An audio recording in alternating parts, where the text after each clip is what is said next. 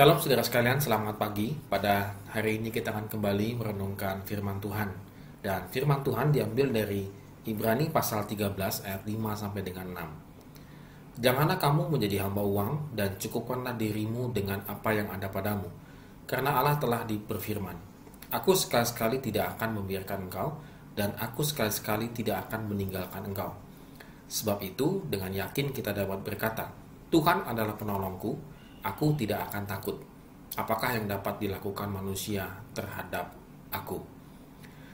Saudara sekalian, kadang-kadang kita kalau lagi kesel, lagi jengkel gitu ya kepada seseorang yang selalu minta uang ataupun mengeluh dalam kehidupannya, lalu kita kutip ayat ini begitu ya. Cukupkanlah dirimu dengan apa yang ada padamu. Jadi seolah-olah bahwa ayat ini itu adalah ditujukan kepada orang yang boros, yang mengeluh uang dan lain sebagainya begitu, ataupun orang yang merasa tidak bersyukur lalu kemudian mengeluh juga begitu ya, dan kita mengutip ayat ini. Nah, hari ini kita akan memahami sebenarnya apa sih artinya ketika penulis Ibrani menyatakan hal ini. Apakah memang ditujukan kepada orang-orang yang boros, tidak bersyukur, lalu kemudian minta-minta gitu dan lain sebagainya. Ayo kita lihat.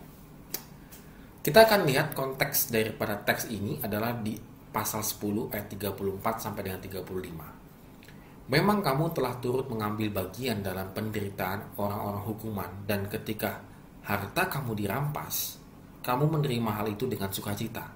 Sebab kamu tahu bahwa kamu memiliki harta yang lebih baik dan yang lebih menetap sifatnya. Sebab itu janganlah kamu melepaskan kepercayaanmu, karena besar upah yang menantinya. Jadi memang jemaatnya Ibrani ini, boleh dibilang gitu, atau pendengar pembaca Ibrani ini telah mempertahankan iman mereka luar biasa. Bahkan sampai harta mereka itu dirampas.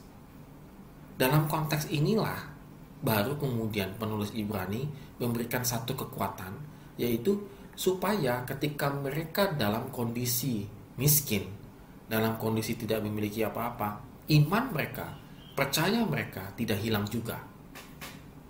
Harta boleh hilang, harta boleh dirampas, tetapi iman mereka dan kepercayaan mereka tidak boleh hilang dalam kehidupan mereka.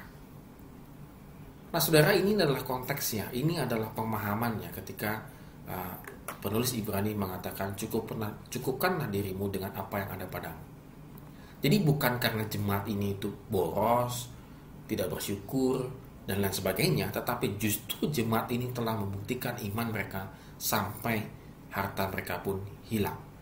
Nah, yang lebih menariknya lagi bahwa penulis Ibrani ini mengingatkan kepada mereka tentang bahwa Allah tidak akan sekali-sekali tidak akan membiarkan engkau, dan Allah sekali-kali tidak akan meninggalkan engkau. Artinya ketika kita tidak meninggalkan kepercayaan kita, iman kita kepada Kristus, karena harta kita habis, maka Allah pun berbuat hal demikian, bahwa Tuhan itu tidak akan meninggalkannya dan tidak akan benar-benar pergi meninggalkan. Nah, saudara, ini yang paling penting dalam kehidupan kita sehari-hari. Kenapa? Karena terkadang kadang-kadang dalam keadaan sulit, dalam keadaan susah, kita berpikir bahwa Tuhan itu meninggalkan kita, bahwa Tuhan itu sudah jauh dari kita. Tidak demikian, bahwa Tuhan tidak, selama iman kita masih ada. Oleh karena itu di ayat yang ke-6, penulis Ibrani ini mengingatkan bahwa Tuhan adalah penolongku, aku tidak akan takut. Saudara, masa kesulitan, masa kesusahan yang kita hadapi mungkin pada saat ini, dan kita nggak tahu lagi nanti akan menghadapi kesulitan, penderitaan semacam apa lagi yang akan kita alami pada saat yang nanti akan datang, itu menjadikan kadang-kadang kita memiliki kekhawatiran yang sangat tinggi.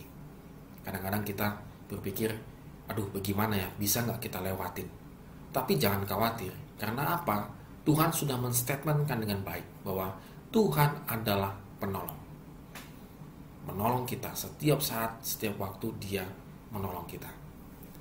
Oleh karena itu saudara, ketika masa-masa pergumulan kita, permasalahan yang sedang kita hadapi, maka mari kita tingkatkan iman kita kepada Tuhan dan hidup dengan tidak kekhawatiran, dan hidup yang dipimpin oleh Roh Kudus, yaitu damai sejahtera. Ketika ini kita lakukan, saudara sekalian, maka Tuhan menolong kita dengan berbagai macam cara yang tidak pernah kita pikirkan. Saya meyakini hal itu. Ketika Tuhan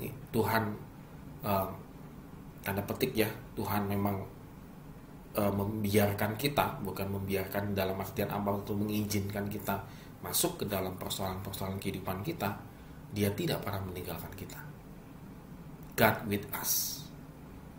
Oleh karena itu saudara, hari ini mari kita lalui hari ini dengan penuh sukacita dan damai sejahtera. Walaupun banyak persoalan yang sedang kita hadapi dan kita juga bingung untuk solusi-solusinya, tetapi mari kita serahkan hati dan pikiran kita, percaya bahwa Tuhan menolong kehidupan kita. Amin. Tuhan Yesus memberkati kita semua.